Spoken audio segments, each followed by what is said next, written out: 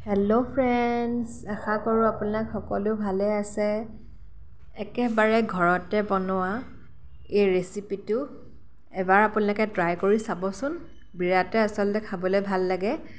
যেহেতু আজি মই বেংগলী ৰেচিপিয়ে বনাইছো বেংগলী ষ্টাইলত ঠিক ইমান নহব পাৰে কিন্তু মই ট্ৰাই কৰিছো কৰিবলৈ কাৰণে তাত কিছুমান অলপ ভুল ভালো থাকিব পাৰে যেহেতু মই হৰলৰছিলে খোৱা কাৰণেও বনাইছো সেই কাৰণে আত মই কেঁচা জলকীয়া দিয়া নাই এতিয়া মই মটৰ গুছাই ললো লগতে আদা এক টুকুৰা দি দিলো আপোনালোকে কেঁচা জলকীয়া দিব পাৰে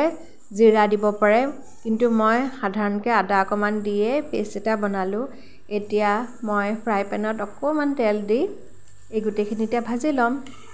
ভাজি লওঁতেহে কিন্তু মই অকমান জিৰা গুৰি দিম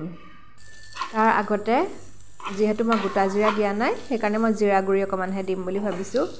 অকমান ইউনিকো লগাও আসলতে বনাবলৈ কাৰণে চেষ্টাও কৰো এতিয়া মই আন্তাজ মতে নিমখ দি দিছো আৰু অকমান হৰহকৈ মই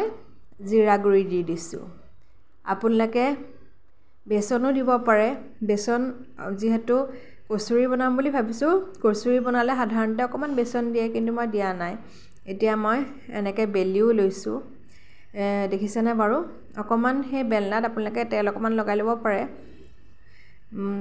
এতিয়া মই ভাজি থোৱা এই হেকে মটৰখিনি এনেকৈ দি দিছো আৰু একদম ফুলৰ নিচিনাকৈ এনেকৈ ফোল্ড কৰি লৈছো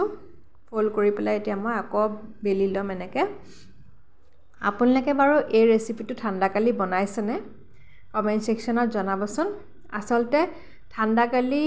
বুলি ক'লে বেলেগ বেলেগ ৰেচিপি ট্ৰাই কৰি বহুত ভাল লাগে নহয়নে বাৰু এতিয়া দেখিছেনে ইমান সুন্দৰকৈ বেলা হৈ গৈছে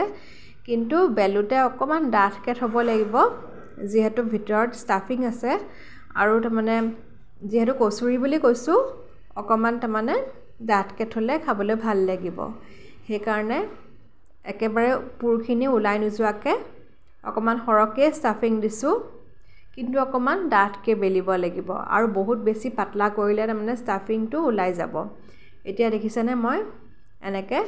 বেলিও লৈছো কিন্তু বেলি থাকোতে অকমান সাৱধানে বেলিব লাগিব কাৰণ নহলে ষ্টাফিংখিনি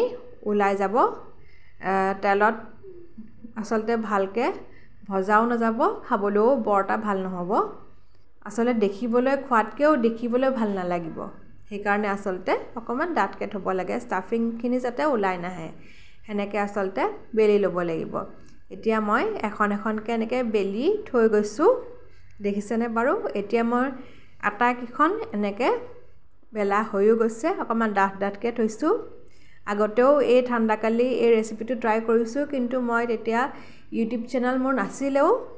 আৰু খুলুতে ভাবিলো মই বলো এবাৰ ঠাণ্ডাকালি এটো ৰেচিপি আপোনালোকৰ লগত মই শেয়াৰ কৰিম বুলি ভাবিলো সেই কাৰণে আপোনালোকৰ লগত মই শেয়াৰ কৰিলো এতিয়া মই তেলত এনেকে ভাজি লৈছো মই তেল বুলি ক'বলৈ কাৰণে মই ভেজিটেবল অইল ইউজ কৰিছো এতিয়া দেখিছেনে বাৰু এখনকে ইমান ৰঙচুৱা কৰিলে আসলতে খাবলৈ ভাল লাগিব মোৰ ভজাও হৈ গৈছেগে আৰু ভাজি থাকোতে যে জিৰাৰ গোন্ধটো ওলাইছে ইমানে সুন্দৰ লাগিছে আপোনালোকে কিন্তু ষ্টাফিং কৰোতে অকমান হিংও দিব পাৰে কিন্তু মই হিং দিয়া নাই যেহেতু খাওতেও আসলতে অকমান হিং দিয়া নিচিনাই লাগে মটৰটো যেতিয়া আসলতে ষ্টাফিংটো দিছো সেই কাৰণে আসলে মই হিং ইউজ কৰা নাই সাধাৰণতে কচুৰি বুলি ক'লে হিংও ইউজ কৰিব পাৰে একেবাৰে সিম্পল ৰেচিপি আপোনালোকৰ লগত শেয়াৰ কৰিছো ঘৰতে আসলতে যি বস্তু পোৱা যায় সেই বস্তু দিয়ে আসলতে আপোনালোকৰ লগত মই শেয়াৰ কৰিছো দেখিছেনে বাৰু ইমান সুন্দৰকৈ ফুলিছে যেতিয়া কচুৰি ফুলে কচুৰি মানে এয়া মগু দাইল দিয়া কচুৰি নহয় মটৰ দিয়া কচুৰি তেতিয়াও মনটো ভাল লাগে নহয়নে বাৰু এতিয়া এখনকে মোৰ কচুৰি বনোৱাও হৈ গৈছে আমি মটৰ চুটি কচুৰি বুলিও ক'ব পাৰে কৰাই চুটি কচুৰি বুলিও ক'ব পাৰে এতিয়া আলুৰ দমৰ লগত খোৱাহে কথা নহয়নে বাৰু ভিতৰৰ ষ্টাফিংখিনি দেখিছেনে বাৰু লগতে আলুৰ দমো বনাই লৈছো কচুৰিৰ লগত আলু দম খাই যে বিৰাটে ভাল লাগে নহয়নে বাৰু একেবাৰে আলু দমৰ ৰেচিপিটো আপোনালোকৰ লগত শেয়াৰ কৰিম গতিকে আপোনালোকে চাই থাকিব বুলি আশা ৰাখিলো ইমান সুন্দৰ লাগিছিল খাই পেলাই